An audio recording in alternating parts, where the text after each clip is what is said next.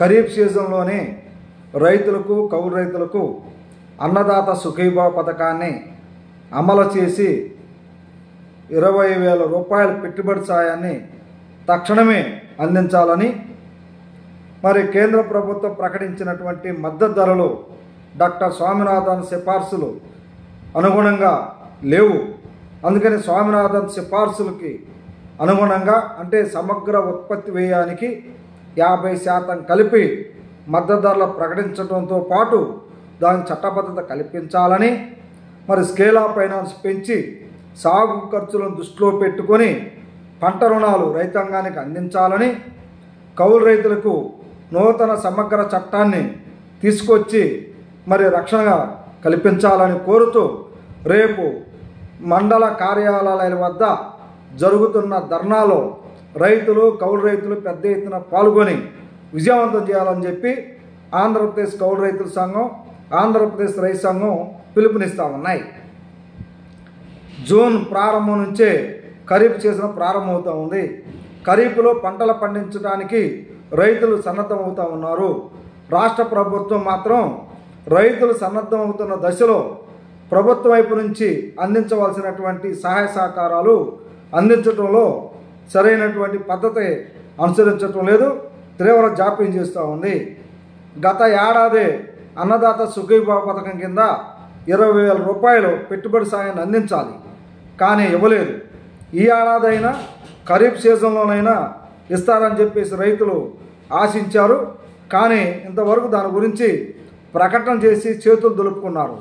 మరి ఇటీవల ముఖ్యమంత్రి చంద్రబాబు నాయుడు గారు జూన్ 20వ తేదీ నాటికి అన్నదాత సుఖీభావ పథకాన్ని అమలు చేస్తామని చెప్తా ఉన్నారు. కానీ ఈరోజు అందిన సమాచారం ప్రకారం ఏంటంటే అది జూన్ 20 కావచ్చు, ఈ నెలాఖరు కూడా కావచ్చు అని చెప్తా ఉన్నారు. గ్యారంటీ చెప్పడం లేదు. ఈ నేపథ్యంలో ఖరీఫ్ సీజన్లో రైతులు పంటలు పండించాలంటే పెట్టుబడి చాలా అవసరం.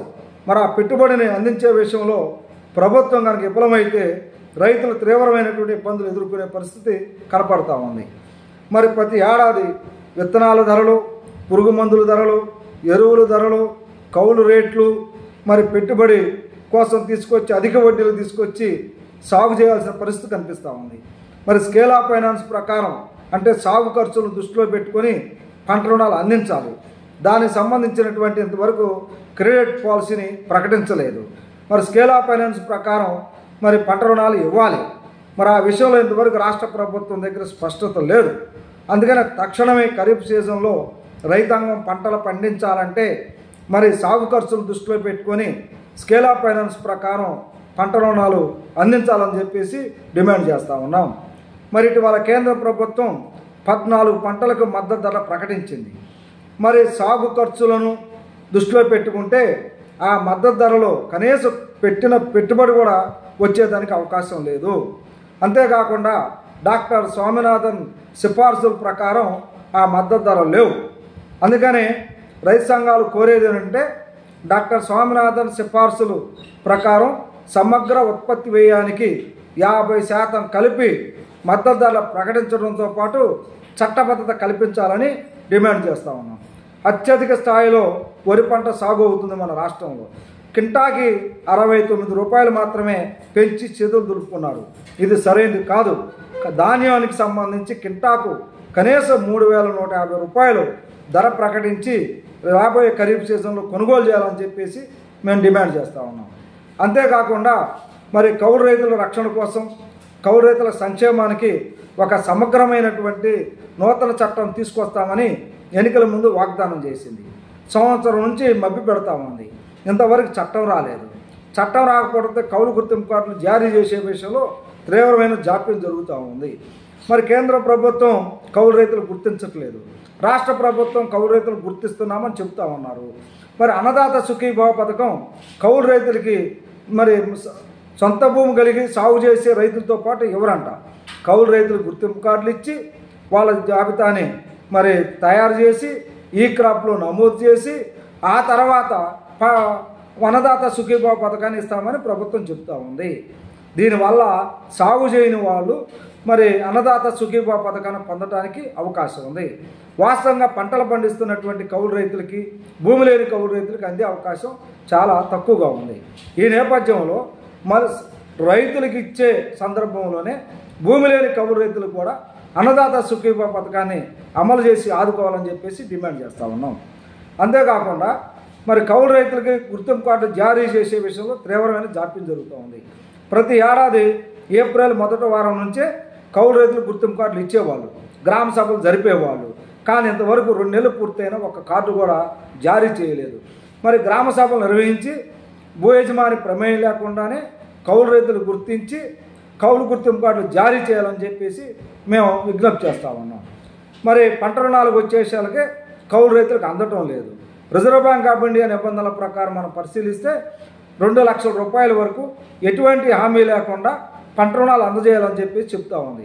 మరి రిజర్వ్ బ్యాంక్ ఆఫ్ ఇండియా నిబంధనల్ని అమలు చేయడంలో బ్యాంకులు ఉల్లంఘిస్తూ ఉన్నాయి. రాష్ట్ర ప్రభుత్వం చోద్యం చూస్తుంది తప్ప జోక్యం చేసుకునే పరిస్థితి లేదు. గట్టిగా రైతు సంఘాలు రైతులు డిమాండ్ చేస్తే రుణాలు ఇవ్వాలి మీరు కౌలు రైతులకు అని చెప్పేసి ఒక మాట చెప్పి తప్పించుకుంటుంది.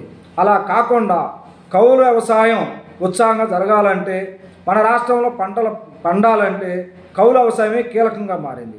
ఈ నేపథ్యంలో రాష్ట్ర ప్రభుత్వం సీరియస్గా తీసుకొని కౌలు రైతులకు పంట రుణాలు ఇచ్చే విషయంలో మరి నిర్లక్ష్యం చేయకోకుండా ఖరీఫ్ సీజన్లోనే, అంటే ఖరీఫ్ సీజన్ ప్రారంభమవుతున్న నేపథ్యంలోనే పంట రుణాలు ఇచ్చే విధంగా చర్యలు చేపట్టాలని చెప్పేసి ప్రభుత్వాన్ని కోరుతా ఉన్నాం. అంతేకాకుండా ఈరోజు మనం కనుక పరిశీలిస్తే మరి కోకో పంటకు సంబంధించి కానీ, మిర్చి పంటకు సంబంధించి కానీ, నల్లబర్లి పొగాకు విషయంలో కానీ, ఆయిల్ పామ్ రైతులు ఆదుకునే విషయంలో కానీ రాష్ట్ర ప్రభుత్వం వైఫల్యాలు స్పష్టంగా కనపడతా ఉన్నాయి. గత ఖరీఫ్ సీజన్లో, రబీ సీజన్లో ఏ పంటకు కూడా మద్దతు ధర దక్కలేదు. కనీసం పెట్టిన పెట్టుబడి కూడా రానటువంటి పరిస్థితి కనిపిస్తూ ఉంది. ఇది ఇలా ఉంటే కేంద్ర ప్రభుత్వం ఇటీవల కాలంలో ముడి వంట ఆయిల్ దిగుమతిపై ఉన్న సుంకాన్ని 27.5% నుంచి 17.5% తగ్గించింది.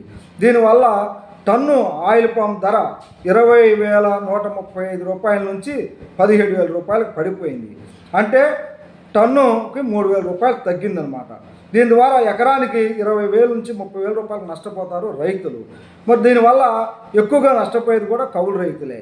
ఈ నేపథ్యంలో కేంద్ర ప్రభుత్వం జోక్యం చేసుకొని నిర్ణయించుకున్న దాన్ని పునఃపరిశీలించి మరి కనీసం ఆయిల్ పామ్ దిగుమతులపై ఉన్నటువంటి 40% సుంకాన్ని పెంచి ఆ విధంగా దేశీయ ఆయిల్ పామ్ రైతులకి రక్షణ కల్పించాలని చెప్పేసి ఈ సందర్భంగా డిమాండ్ చేస్తూ ఉన్నాం. అంతేకాకుండా ఖరీఫ్ సీజన్లో ప్రాజెక్టులు, ప్రధాన కాలువలు, పంట కాలువలు, పిల్ల కాలువలు సంబంధించినటువంటి పూడికి తీయటంలో, గురపడెక్కను తొలగించడంలోనూ, తూడుకాడని తొలగించడంలో రాష్ట్ర ప్రభుత్వం మేనమేషాలు లెక్కిస్తూ ఉంది. 340 కోట్ల రూపాయల దాకా ఈ కాలువలు, పంట కాలువలు, అదేవిధంగా డ్రైనేజీలను మరమ్మతులు చేపట్టడానికి కేటాయించారు. కానీ ఇంతవరకు పనులు ప్రారంభం కాల. వర్షాలు రాబోతూ ఉన్నాయి. వర్షాలు వస్తే ఆ మరమ్మతులు పూర్తి కాకపోతే గత సంవత్సరం నష్టపోయినట్టే ఈ సంవత్సరం కూడా రైతాంగం నష్టపోతారు. అందుకనే రాష్ట్ర ప్రభుత్వ యుద్ధ ప్రాతిపదిక మీద ఏ అయితే పనులు చేయాలని అంచనా వేసి నిర్ణయించారో వాటికి అవసరమైనటువంటి నిధులను తక్షణమే విడుదల చేసి మరి కాలువలు, పంట కాలువలు, డ్రైనేజీలు, తూములు, గేట్లు సంబంధించినటువంటి మరమ్మతులు చేపట్టి ఖరీఫ్ సీజన్లో సజావుగా పంటలు పండించడానికి ఉన్న అవకాశాలని ఏర్పాటు చేయాల్సినటువంటి బాధ్యత రాష్ట్ర ప్రభుత్వం ఉందని ఈ సందర్భంగా గుర్తు చేస్తూ ఉన్నాం. ఈ విధంగా ఖరీఫ్ సీజన్లో రైతులు ఎదుర్కొనే అనేక సమస్యలని రాష్ట్ర ప్రభుత్వం దృష్టికి తీసుకెళ్లేందుకే ఆంధ్రప్రదేశ్ రైతు సంఘం ఆధ్వర్యంలో, కౌలు రైతుల సంఘం ఆధ్వర్యంలో రేపు అంటే జూన్ 9వ తేదీ ఉదయం 10 గంటల నుంచి జరిగే ధర్నా కార్యక్రమంలో పెద్ద ఎత్తున రైతులు, కౌలు రైతులు పాల్గొని విజయవంతం చేయాలని చెప్పేసి ఈ సందర్భంగా మేము విజ్ఞప్తి చేస్తూ ఉన్నాం. నా పేరు పి. జమలయ్య, ఆంధ్రప్రదేశ్ కౌలు రైతుల సంఘం రాష్ట్ర ప్రధాన కార్యదర్శి.